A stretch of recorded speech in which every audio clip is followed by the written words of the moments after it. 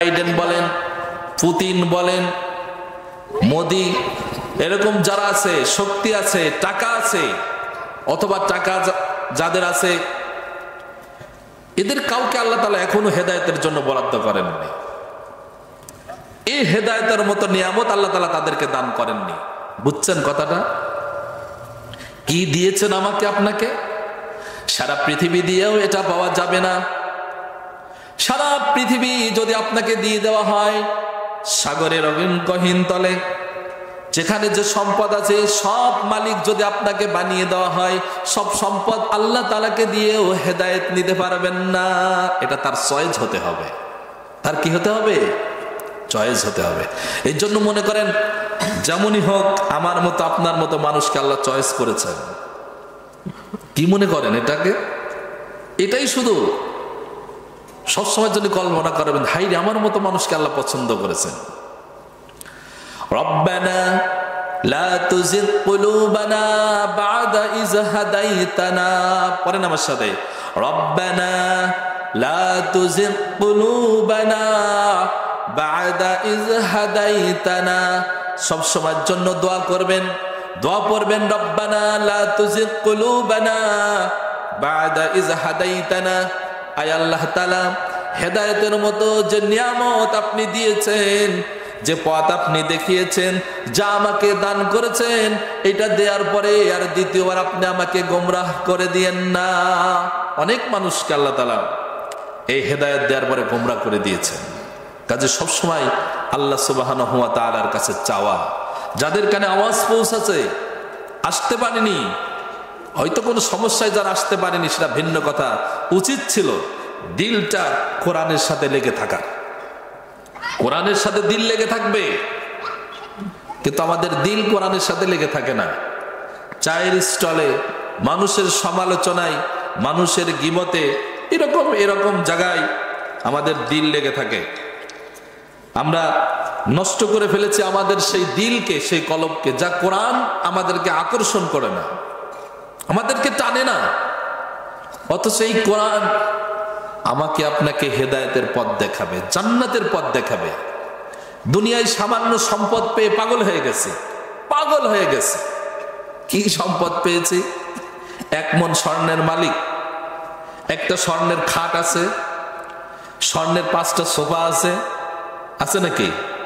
বাংলাদেশে কারোর বাসায় আছে কিনা আমি জানি না। এ তো সাধারণ নিয়ামত দিবেন জান্নাতে। স্বর্ণের চেয়ার, স্বর্ণের পালঙ্ক, এগুলো বোঝানোর জন্য বলা হচ্ছে এরকম থাকবে জান্নাতে।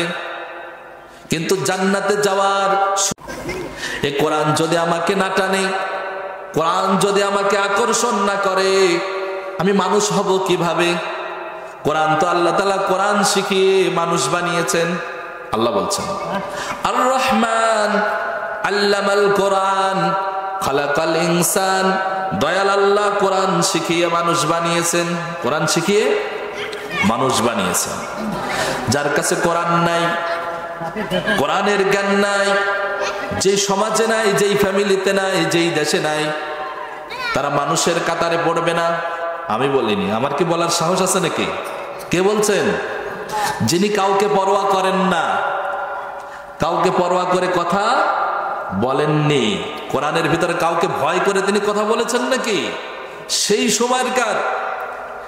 সময়কার আবু জেহেল, উতবা, সাইবা, সেই সময়কার যারা পরাশক্তি ছিল, রোম পারস্য, যাদের চোখ রাঙানিকে কি আল্লাহ ভয় পেয়েছেন নাকি? আল্লাহ তো ভয় পাবেন অনেক পরের কথা। নবীর সাহাবাই কেরাম তাদেরকে ভয় পায়নি।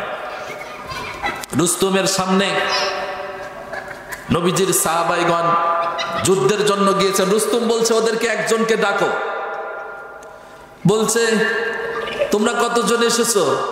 বলছে এরকম আমরা কয়েকজনের একটা সংখ্যা বলেছে এই কজন। তোমাদের সাথে তো যুদ্ধ করা লাগবে না, আমার যে হাতি আছে না, আমার একটা সৈন্যও যাবে না, হাতি পাঠিয়ে দেবো, তোমাদেরকে ধরে নিয়ে আসবে। বলছে রুস্তম, আমাদেরকে দুর্বল ভেবো না,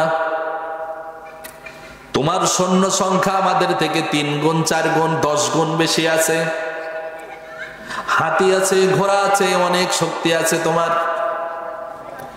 তুমি কি জানো আল্লাহর নবী তার সাহাবীদেরকে যে বাহিনী আমাদেরকে বানিয়ে দিয়ে গিয়েছেন, আমাদের থেকে তোমার সৈন্য সংখ্যা 10 গুণ বেশি থাকতে পারে। আমার সাথে যে বাহিনী আছে তারা তো শুনে শুনে অনেক খুশি হয়েছে যে রুস্তমের সৈন্য সংখ্যা অনেক বেশি, আমাদের এক এক মুজাহিদের ভাগে 10 জন করে পড়বে। কয়জন করে? তারা শুনে খুব খুশি হয়েছে, বলছে এরকম ব্যাপার। বলছে এত সাহস রাখো কি করে? বলছে এটা সাহস নয়, আমরা যুদ্ধ করতে আসি দিনের পথে, দিনের জন্য। এটা থেকে আমরা যদি বিজয় লাভ করি তাও আমরা সম্মানী, আর যদি এখানে আমরা শাহাদত বরণ করি আল্লাহ তাআলা আমাদেরকে শহীদের মর্যাদা দিয়ে আমাদেরকে জান্নাত দান করবেন। আমরা এখানে ফিরে যাওয়ার জন্য আসিনি। একজন সাহাবী এমন নিয়ত করে বাড়ির থেকে আসেনি যুদ্ধের শেষে সে ফিরে যাবে। সবাই আমরা নিয়ত, এটাই আমাদের এই ইচ্ছা করে আমরা এসেছি জিহাদের ময়দানে, আমরা হয়তো বিজয় হব, নয়তো আমরা শাহাদত বরণ করব। বলছে কি কলিজা তোদের? বলছে এরকম কলিজাই নবীজির সাহাবাই কেরামদের। তোদের ওই সমস্ত হাতি ঘোড়া দেখে, সৈন্য দেখে আমরা ভয় পাই না। সুবহানাল্লাহ বলবেন না? সেই জাতি মুসলিম জাতি মেকুরের জাত হয়ে গেছে। এখন গণতন্ত্রের মার পেছে ধ্বংস হয়ে গেছে। আমরা এখন শুধু আওয়ামী লীগ আর বিএনপি আর অন্য কিছুতে ডুবে গেছে। বুঝতে পারতেছে না যে আমরা কারা, আমাদের কি দাম, আমাদের কি সম্মান, আমাদের কি করার দরকার ছিল, আর আমরা কি করছি। সম্পদ পেয়ে পাগল হয়ে গেছে।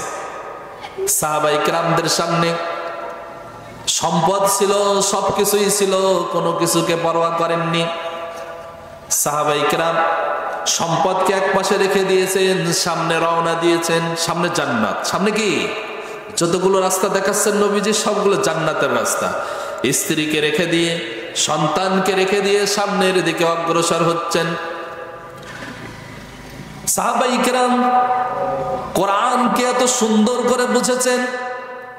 যেই সমাজে কোরআন নাই, যেই ফ্যামিলিতে কোরআন নাই, যে ব্যক্তিগত জীবনে যার কাছে কোরআন নাই, এটা মানুষ হতে পারে না, মনুষ্যত্ব তার কাছে থাকতে পারে না। সে এমন মারাত্মক কিছু ভুল করবে, এমন কিছু মারাত্মক ভুল করবে তাতে যার ঈমান চলে যাবে, ঈমান চলে যাবে, কুফরি করবে, ফাসিকি করবে, বেদাতি করবে। কোরআন হাদিসের জ্ঞান না থাকার কারণে ও ইচ্ছা মতো করবে, ইচ্ছা মতো। কোরআনের জ্ঞান নাই তো। এই তো গত পরশুদিন মাগরিবের নামাজের আগে আমি মসজিদে ঢুকবো, ওই দুই একটা কথা হচ্ছে।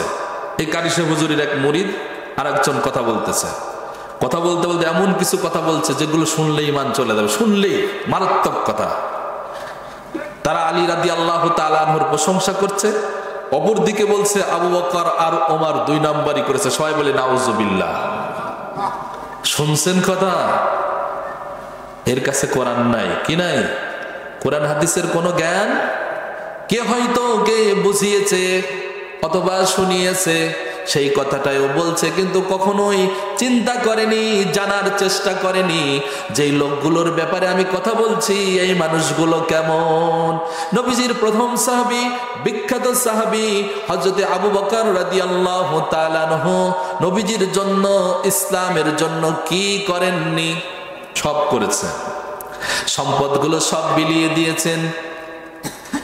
সামান্যতম ভাতা নিতেন যখন খলিফা নির্বাচন হয়েছেন।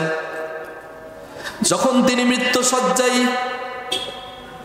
হযরত ফাতেমা রাদিয়াল্লাহু তাআলা আনহাকে ডেকে বললেন, ফাতেমা, আমি কিছুদিন খিলাফতের দায়িত্ব পালন করেছি, আমার জন্য বাইতুল মাল থেকে কিছু ভাতা নির্ধারণ ছিল।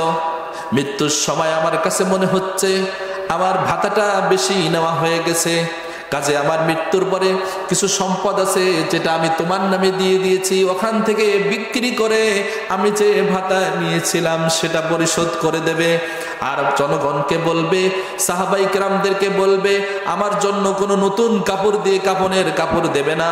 নতুন কাপড় জীবিত মানুষের জন্য খুব বেশি প্রয়োজন, আমার জন্য পুরাতন কাপড় দিয়ে কাফনের কাপড় সেরে দিবে। কাদের ব্যাপারে কথা বলছে, কে শিখাইছে এরকম কথা? যিনি নবীজির সর্বক্ষণের বন্ধু। প্রথম দিকে যে মানুষগুলো ইসলাম গ্রহণ করেছিল তাদের ভিতরে আবু বকর রাদিয়াল্লাহু তাআলা আনহু অন্যতম। তিনি বড় ব্যবসায়ী ছিলেন। ইসলাম গ্রহণ করার পরে তার ব্যবসার কাছে যত মানুষ আসতো অধিকাংশদেরকে তিনি দাওয়াত দিতেন। তার হাত দিয়ে ওই সময় অধিকাংশ মানুষ ইসলাম গ্রহণ করেছে। কোরআনের জ্ঞান না থাকলে ধ্বংসের দ্বার প্রান্তে চলে যাব। কোরআন আমার আর আপনার ব্যক্তিগত জীবন, পারিবারিক, সামাজিক, রাষ্ট্রীয় জীবন সুন্দর করে দিবে। কিন্তু দুঃখজনক ব্যাপার, এটা কেউ পড়তে চাই না, এটা কেউ জানতে চায় না। কিন্তু সাংসারিক জীবনে সুখ চাই, সুখী হতে চায়। সন্তানদেরকে নিয়ে, স্ত্রী, পিতামাতা সবাইকে নিয়ে সুখে থাকতে চায়। কিন্তু সুখের যে গাইডলাইন যিনি দিয়ে দিয়েছেন কিভাবে সুখে থাকবে এটা আমি জানি না, আমার পিতামাতাও জানে না, সন্তানও জানে না, কেউ জানি না। কিন্তু সুখে থাকতে চাই, থাকবে কি করে জানি না তো। ওয়াকাদা রাব্বুকা আল্লা তা'বুদু ইল্লা ইয়্যাহু ওয়া বিল ওয়ালিদাইনি ইহসানা। এটা কোরআনের একটা আয়াত। কোরআনের কি একটা আয়াতের অংশ বিশেষ। ওয়াকাদা রাব্বুকা আল্লা তা'বুদু ইল্লা ইয়্যাহ, তোমাদের রব তোমাদের প্রতি ফরমান জারি করতেছে, আদেশ দিচ্ছেন, লা তা'বুদু ইল্লা ইয়্যাহ, আল্লাহ ব্যতীত কারোর ইবাদত করবে না। ইবাদত ব্যাপক শব্দ, ইবাদতের হকদার একমাত্র আল্লাহ সুবহানাহু ওয়া তাআলা। কারোর কাছে সন্তান চাইবে না, সম্পদ চাইবে না, সম্মান চাইবে না, কাউকে সেজদা দিবে না। সেজদা পাওয়ার যোগ্য একমাত্র আল্লাহ তাআলা, না আর কেউ আছে? আমরা তো মাজারে গিয়ে সেজদা দিই। উনি বড়, অনেক বড় বুজুর্গ ছিলেন আমাদের এলাকার, এই জন্য ওনার কবরে যে বলি বাবারে, আমি নিজে চোখে দেখেছি, সেই কথা বলছি। শাহী মসজিদের সাথেই আমার মাদ্রাসা। আমি একদিন ফজরের নামাজের বাদ টয়লেটের জন্য মসজিদে যাচ্ছি, বের হয়েছি তো মসজিদ থেকে একটু প্রয়োজন সেরে যাই। ইয়া বড় পাগড়ি, জেনারেল শিক্ষিত মানুষ, আমি চিনি তাকে, বাইসাইকেল ড্রাইভ করে এসেছে শাহী মসজিদে। ওখানে অনেক মানুষ মান্নত দিতে যান, আপনারাও অনেকেই যান। সাইকেলটা কবরের পাশে রেখে খুব দ্রুত কবরের গ্রিল ধরে কি যেন বলছে। আমি হেঁটে গেলাম, কাছে যে শুনছি, কি বলছেন আপনি? বলছে হুজুর আজকে আমার মামলার দিন। তা কি সমস্যা? বলছে একটু এখানে বলতে আসলাম, আমার মামলার জন্য আমার পক্ষে রায় হয়ে যায়, আমি নির্দোষ। বলছে কারে বলছেন? বলছে এই যে শুয়ে আছে এরা আল্লাহর ওলি। আমি বলছি নাউজুবিল্লাহ। আপনারা বলছেন না নাউজুবিল্লাহ? জোরে বলেন নাউজুবিল্লাহ। আচ্ছা হাই রে পাগড়ি, কি বড় দাড়ি, তোমার কি জানা নাই কবরের ভিতরে যিনি শুয়ে আছেন তিনিও মানুষ, তুমিও মানুষ। হয়তো সে আল্লাহর ওলি ছিল, আল্লাহর বন্ধু ছিল, আমি মেনে নিলাম তোমার যুক্তি, সে আল্লাহর ওলি, কিন্তু সে তোমার জীবনের ভালো মন্দের এই মামলা থেকে তোমার পক্ষে রায় দেওয়ার কোনো ক্ষমতা সে রাখে না। যখন তুমি আল্লাহকে বাদ দিয়ে এরকম একটা কবরের পাশে এসে তোমার সমস্যার সমাধানের জন্য যখন তুমি চাইছো, তুমি এটাকে দ্বিতীয় খোদা হিসাবে মেনে নিয়েছো, শিরক করলা, তোমার কোনো মাফ হবে না। ইন্নাল্লাহা লা ইয়াগফিরু আন ইউশরাকা বিহি ওয়া ইয়াগফিরু মা দুনা যালিক, আল্লাহ তাআলা শিরকের গুনাহ মাফ করবেন না। ওয়া কাযা রাব্বুকা আল্লা তা'বুদু ইল্লা